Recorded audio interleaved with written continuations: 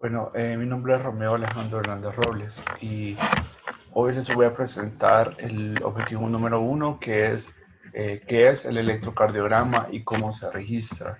Bueno, el electrocardiograma está formado por una onda P, un complejo QRS y una onda T. La onda P es producida por potenciales eléctricos que se generan cuando se despolarizan las aurículas antes de una contracción, y el complejo QRS se genera cuando se despolarizan los ventrículos antes de su contracción. Y también es importante recalcar que la onda P con el complejo QRS, ambos son ondas de despolarización. Luego continuamos con la onda T, que esta es producida por los potenciales que se generan cuando los ventrículos se recuperan del estado de despolarización, y este proceso dura entre 0.25 a 0.35 segundos. Y después de la despolarización y la onda T se conoce como la onda de repolarización. Aquí podemos observar una imagen de el libro de fisiología, la imagen 1.1, que refleja como los latidos de dos corazones, y aquí podemos observar la onda P, el complejo QRS y la onda T. Es un electrocardiograma normal. Y ahora vamos a ver los registros. Bueno, existen muchas formas diferentes de registrar la actividad del corazón. Eh, es muy importante esto y es esencial que exista cualquier aparato de esos para poder registrar el electrocardiograma, y todo eso es como para tener una respuesta rápida de los cambios de los potenciales que generan o que se reflejan en las ondas. Y podemos, bueno, existen diferentes registros. El primero es el sistema computarizado y las salidas electrónicas, que eso más que todo se ocupan en los hospitales, como es en esta imagen. El segundo registro es el que se registra directamente con una pluma, que esta pluma escribe el electrocardiograma directamente con una pluma sobre una hoja de papel en movimiento. Eh, Luego está, bueno, la pluma esa es controlada por amplificadores electrónicos adecuados.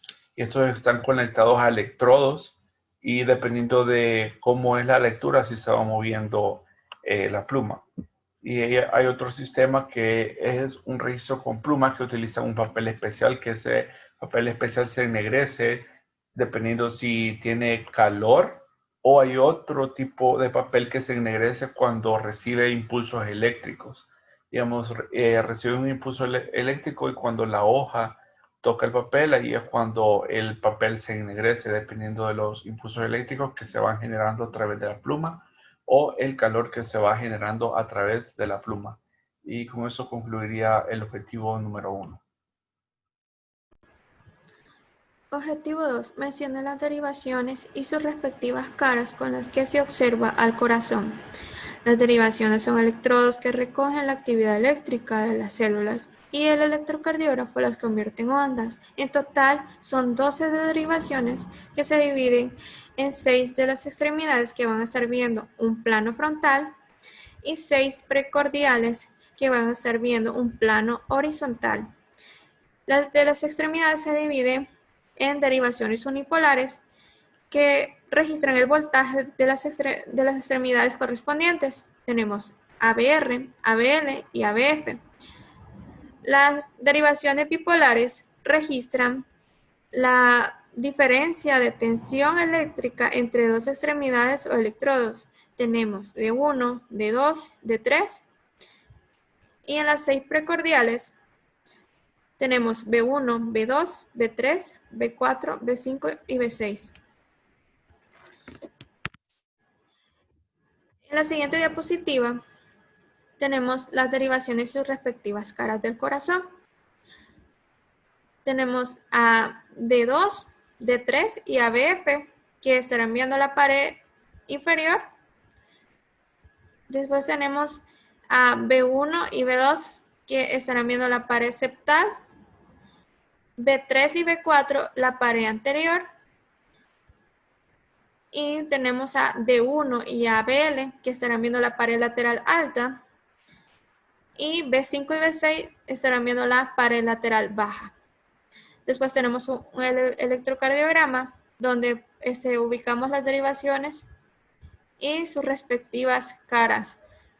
Tenemos la pared lateral alta, la pared inferior, la pared anterior, la pared septal y la pared lateral.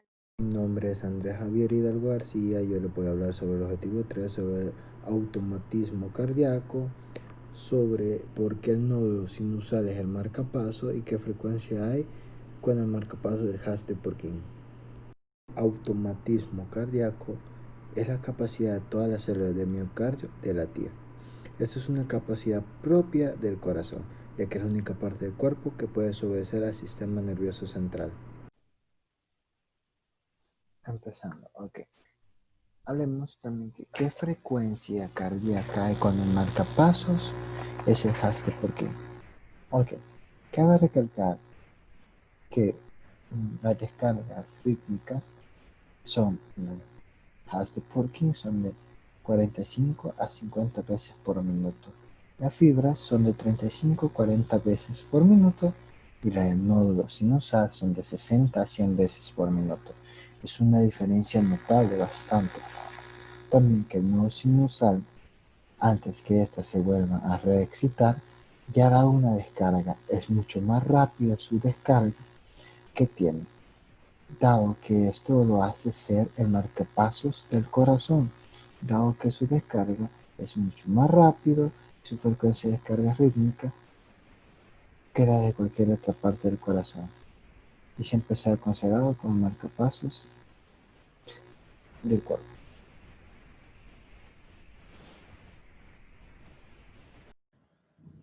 Lectura del electrocardiograma y posición de ondas.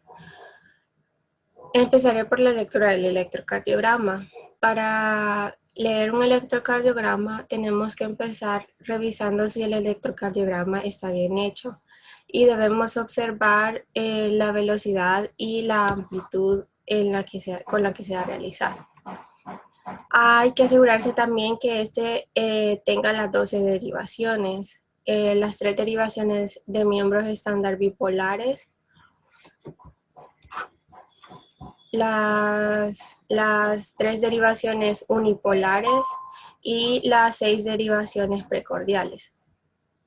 Luego de revisar esto, se comienza la lectura siguiendo una misma secuencia para no pasar nada por alto. Lo primero que hay que determinar es la frecuencia cardíaca, permitiéndonos saber si estamos en presencia de una taquicardia, que es mayor a 100 latidos por minuto, una bradicardia menor a 60 latidos por minuto o un ritmo normal de 60 a 100 latidos por minuto. Y esto nos permitirá pasar al siguiente paso, que es el análisis del ritmo cardíaco. Para este se debe encontrar una onda R que coincida con una línea gruesa y se deben de contar los cuadros grandes que hay entre esta hasta la próxima onda R. En general, esta no va a coincidir con otra línea gruesa, por lo cual le tenemos que sumar 0,2 por cada cuadro pequeño. Y luego se va a dividir 300 entre el número de cuadros que hemos contado. En este ejemplo se dividirá 300 entre 3,2 y el resultado son 94 latidos por minuto. Sin embargo, si el ritmo cardíaco es irregular, la medición debe hacerse de otra forma y se cuentan 30 cuadros grandes, que son 6 segundos, y se multiplica el número de complejos QRS que hay en esos cuadros por 10. El siguiente paso es determinar si los complejos QRS son rítmicos. Para eso debemos observar si los complejos son similares. En caso de duda se asegura utilizando un compás o una regla. Y después se valora si el electrocardiograma está en ritmo sinusal. Si está en este tipo de ritmo, se debe cumplir con algunas características. Primero es que la onda P debe ser positiva en derivaciones inferiores bipolares y en precordiales B2 a B6, negativa en ABR y con frecuencia isobifásica en B1. Cada onda P debe ser seguida por un complejo QRS. El intervalo RR debe ser constante. El intervalo PR debe ser igual o mayor a 0,12 segundos y la frecuencia cardíaca debe estar entre 60 y 100 latidos por minuto. Este ejemplo está en ritmo sinusal. El tercer paso es el cálculo del intervalo PR y el intervalo QT. Lo normal del intervalo PR está entre 0,12 a 0,20 segundos. El intervalo QT varía en dependencia de la frecuencia cardíaca, pero el valor está entre 350 y 450 milisegundos. El cuarto paso es calcular el eje eléctrico. El método seguro y rápido para saber si es normal es que las derivaciones 1 y ABF sean positivas. En este caso, el ritmo cardíaco, el eje eléctrico es normal. Ahora, por último, hay que analizar el segmento ST. Este debe ser isoeléctrico y para estar seguro se debe revisar o comparar con el segmento PR o el segmento TP. Y todos son isoeléctricos. Ahora las posiciones de ondas. Observamos una onda P negativa en derivación 1 y que sin significar ninguna patología, también negativa en ABR y en B1. En todas las demás derivaciones aparece positiva y en ABF se observa bimodal y en B1 es isobifásica. La onda Q no se ve en la derivación B1 y la B2. Se ve una onda Q profunda en D1 y la cual asemeja una condición patológica coincidente con necrosis de miocardio inferior. La onda R tiene menor amplitud en derivaciones precordiales derechas B1, B2 y B3. Y su amplitud aumentará en derivaciones izquierda B4, B5 y B6. La onda S es al revés, es de mayor amplitud en derivaciones derechas, en estas, y es de menor amplitud en derivaciones izquierdas, estas. El complejo QRS se observa negativo solo en las derivaciones ABR y en la B1, y en todas las demás es positivo. Además se ve más ancho en derivación 1 y derivación 2. En cuanto a la onda T se observa positiva en todas las derivaciones excepto en ABR, donde se aparece negativa.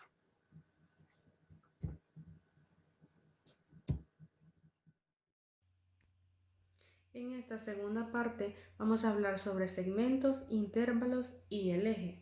El segmento sabemos bien que va a ser una línea plana, el cual no va a contener ninguna onda dentro de él.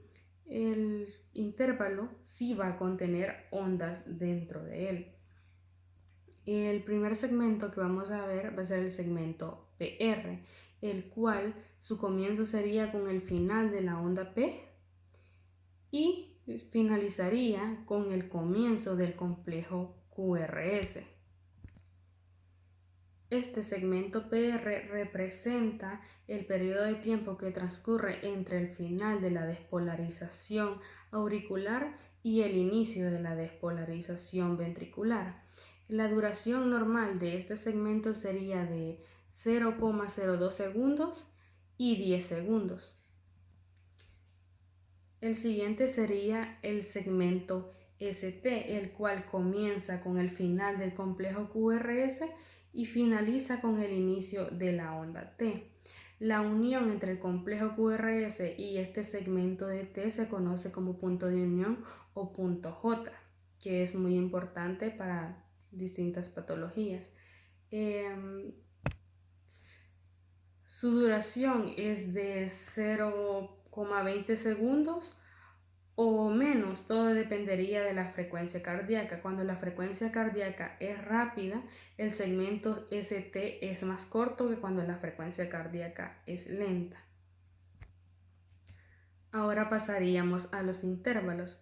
Seguiríamos con el intervalo PR. El intervalo PR incluye una onda P y el segmento PR.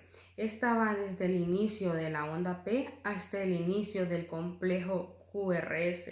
La duración normal de este intervalo PR es de 0.12 segundos a 20 segundos. Y este representa el tiempo que transcurre entre el inicio de la despolarización auricular y el comienzo de la despolarización ventricular. La duración de este intervalo va a depender de la frecuencia cardíaca, ya que si la frecuencia cardíaca es rápida, el intervalo PR normalmente va a ser menor que cuando la frecuencia cardíaca es lenta. La significación principal de la normalidad del intervalo es la que el impulso eléctrico ha conducido normalmente y sin retraso a través del nódulo y del haz de His. Ahí sabemos que estaría normal. El siguiente intervalo es el intervalo QT, el cual incluye el complejo QRS, el segmento ST y la onda T. Este intervalo representa el tiempo total que dedican los ventrículos a la despolarización y repolarización. En este electrocardiograma vemos exactamente cada uno de los segmentos y de los intervalos. El segmento, como bien decimos, sería la línea que estaría entre la onda P, el complejo QRS, que ese sería el segmento PR. El siguiente segmento, que sería el segmento ST, es el que va a estar al final del complejo QRS, como vemos aquí, y el inicio de la onda T. Lo podemos ver en cualquiera de todas. El ABR, como siempre, va a estar negativa, entonces ahí se vería, pero ya de una manera un poco más distinta. La derivación B1, la R es un poco más pequeña, pero va aumentando entre vayan la derivación B2, B3, B4, hasta que se vuelva un complejo QRS normal. Ahora hablaremos sobre el eje. El eje calculado de este electrocardiograma nos dio de 39 grados, lo cual se encuentra en lo normal, ya que lo normal es de menos 30 grados hasta más 100 grados. Y ya no presentaría ninguna desviación ni hacia la izquierda ni hacia la derecha. Bueno, a mí me tocó explicarles lo que es el objetivo número 5, específicamente el literal A y B. Para calcular la frecuencia cardíaca existen varios métodos, pero antes que todo, primero hay que fijarnos si es una frecuencia regular o irregular. ¿Y cómo saber si es una frecuencia regular o irregular? Pues simple y sencillamente solo hay que ver si todos los complejos QRS tienen la misma distancia entre sí. Ahora, como podemos observar, en el literal A y B, efectivamente es una frecuencia regular, ya que tienen una misma distancia. Ahora, el método que usaré para calcular la frecuencia cardíaca es el siguiente. Vamos a contar cuántos cuadros o cuántos cuadritos grandes hay desde un complejo QRS, específicamente de la onda R, hasta el otro. Ahora, ¿cuántos cuadros grandes hay de un lado a otro? En este caso sería que hay 2 cuadros grandes de distancia en las ondas R. Y la fórmula de esta es muy sencilla. Sería 300 entre la cantidad de cuadros grandes, que sería a 2. Luego dividimos 300 entre 2, nos da a 150, que sería 150 latidos por minuto, y esta sería la frecuencia cardíaca. Lo literal podemos ver que no todos acaban en un cuadro grande, sino que acaban en medio. Acá lo haremos distinto, lo haremos con cuadros pequeños porque se nos resulta más fácil y más práctico. Como podemos ver acá tenemos 2 cuadros grandes y nuestra pregunta sería ¿cuántos cuadros pequeños tiene cada cuadro grande? En este caso podemos ver que tiene 5 por cada cuadro, pero hay uno que acaba en medio, entonces como podemos ver en ese cuadro sobran 2 cuadritos pequeños. En total tendríamos 12 cuadros pequeños. Ahora, la fórmula es la siguiente. Sería 1500 entre los cuadros pequeños, que son 12 cuadros. y podemos ver que ese sería lo que es nuestra frecuencia cardíaca, que serían 125 latidos por minuto. El de arriba también lo podemos hacer con cuadros pequeños. Podemos dividir 1500 entre 10 o 300 entre 2. Y recordemos que esto solo se puede usar cuando la frecuencia cardíaca es regular. Por eso es muy importante al principio observar bien la imagen para saber si es una frecuencia regular o irregular.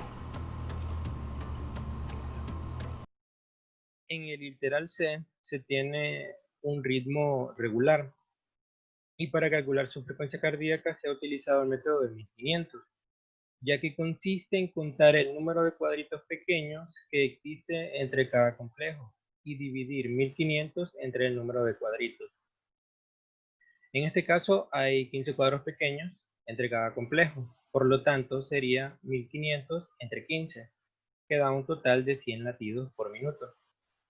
En el siguiente caso, se puede observar que tiene un ritmo irregular y para calcularlo se toma en cuenta la cantidad de complejos QRS que hay en 15 cuadros grandes por 20. En la porción A se tiene que hay 5 complejos. Al multiplicarlo por 20 da 100 latidos por minuto. En la porción B hay 4 complejos. Por 20 da 80 latidos por minuto. En la porción C hay 7 complejos. Por 20 da 140 latidos por minuto. Y en la porción D hay 8 complejos. Al multiplicarlo por 20 da 160 latidos por minuto. Hola, mi nombre es Eduardo Lausel y yo les voy a hablar sobre el sexto punto de la guía de discusión. En este se nos presentado unos trozos de un electrocardiograma y pues, nos pedía el ejercicio de calcular el eje y pues, explicar cómo lo encontramos. Es esencial saber que vamos a encontrar el eje dentro del complejo QRS. Y para encontrar estos ejes es necesario saber las derivaciones, es decir, de 1, de 2 y de 3. En esta imagen podemos ver de 1, de 2 y de 3 y sus respectivas perpendiculares, que son aquellas que los van a cortar justo a la mitad. Por ejemplo, de 1 es una línea horizontal y su perpendicular es ABF, lo corta justo a la mitad. De 2 es una línea y su perpendicular es ABL, lo corta justo a la mitad. La tercera es de 3 y su perpendicular es ABR, lo corta justo a la mitad. Entonces, para calcular el eje, es necesario encontrar la más isodifásica, es decir, en términos coloquiales, que tenga los mismos cuadritos arriba y los mismos cuadritos abajo. En este caso, vamos a ver que de 2 es la más isodifásica. Entonces, al encontrar la más isodifásica, vemos cuál es la perpendicular de 2, es ABL. ¿Cómo está ABL? Está positiva. Entonces, chequeamos en la imagen y podemos decir que el eje está en más 150. En el ejercicio B es la misma dinámica. Buscamos la más isodifásica, que en este caso es ABR. La perpendicular de ABR sería de 3. Vemos que de 3 está negativa. Por lo tanto, su eje estaría en menos 60. En el ejercicio 3, igual. Buscamos la más isodifásica, que en este caso es ABF. La perpendicular a esta sería D1. Y vemos que D1 está positivo. Quiere decir que el eje está en el 0.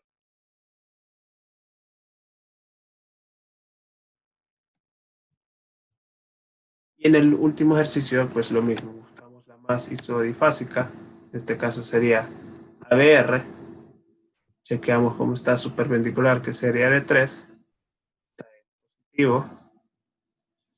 Por lo tanto, su eje estaría en más 120. Gracias. Espero tengan una linda tarde o mañana. Mi nombre es José Fabricio Hernández Meléndez y le voy a explicar el objetivo número 6, que básicamente consistía en explicar los ejercicios que nos habían puesto. Y estos se resuelven en 3 partes, que las cuales son, la primera sería verificar cuál es la gráfica más isodifásica. Posteriormente voy a estar explicando qué significa esto. El segundo paso sería verificar la perpendicular de cada gráfica. Y también voy a explicar después qué significa esto. Y el tercer paso es verificar su ángulo. Bien, en el ejercicio A nos ponían 6 gráficas.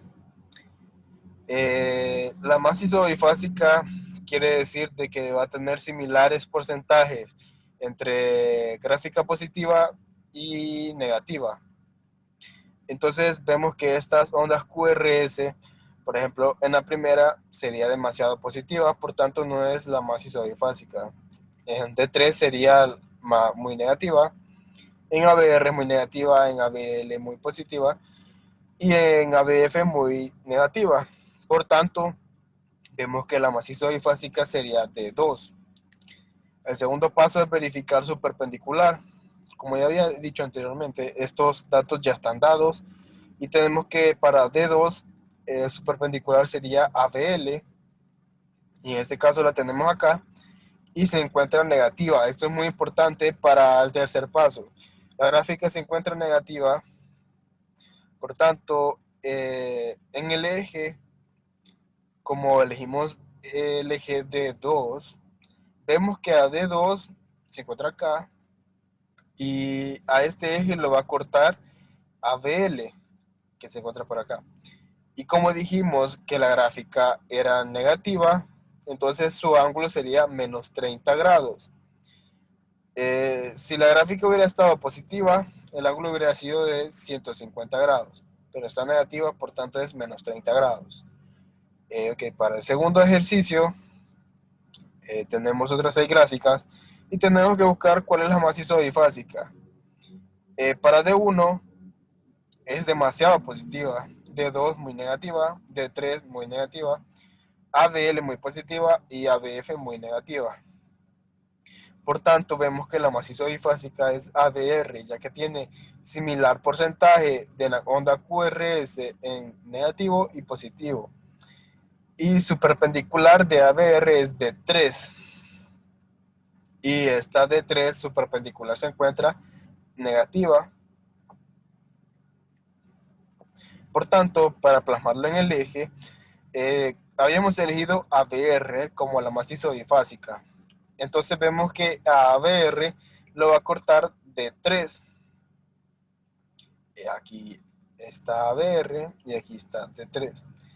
Y como habíamos dicho, D3 está negativa. Por tanto, su ángulo es de menos 60 grados. Y así concluimos con estos 2 ejercicios. Posteriormente mi compañero le explicará los últimos 2. Muchas gracias. Mi nombre es Gerardo Hueso y vamos a continuar con los ejercicios del cálculo del eje en el electrocardiograma. Seguiremos usando el mismo método que usó mi compañero anteriormente, que es basado en el triángulo de Einthoven, y usando estas 6 derivaciones y buscando su respectiva perpendicular. En el caso de D1 es ABF, en D2 es ABL y en D3 es ABR y viceversa. Ok, entonces continuamos. En el ejercicio 3 o el C, vamos a sacar nuevamente el eje de este electrocardiograma. Tenemos las 6 derivaciones y como ya sabemos, lo primero que hay que hacer es buscar la más isodifásica. Podemos ver que D1 y D2 son predominantemente positivas, D3 es negativa, al igual que BR, y ABL también es muy positiva. Y ABF sí podemos ver que es bastante isodifásica. Entonces, en este ejemplo, ABF es nuestra isodifásica. ¿Cuál es la perpendicular de ABF? Ya sabemos que es D1. Entonces, tenemos que la isodifásica es ABF y su perpendicular es D1. nos fijamos que B1 está positivo y ahora al buscarlo nosotros en la imagen, vemos que esta línea es la que representa a P1, que si fuera negativa fuera el ángulo de 180, pero como es positivo, el ángulo que representa es de 0. Entonces tenemos que el eje eléctrico es de 0. Que recordando, el eje normal va de menos 30 hasta 100 grados. Por ende, está dentro del rango normal. Vamos a ver el último ejercicio. Tenemos este otro ejemplo. Buscamos la más isobifásica y vemos que no hay ninguna que sea tan isobifásica. Sin embargo, la ABR es más positiva. Sin embargo, vemos que ABR, lo normal fuera que estuviera más negativa. Y en este caso está un poco más positiva, por lo que desde aquí sabemos que ya hay algo que está fallando. Sin embargo, es la más isobifásica, así que es la que vamos a utilizar. ¿Cuál es la perpendicular de ABR? Ya sabemos que es D3. Nos fijamos en D3 y vemos que está más positiva.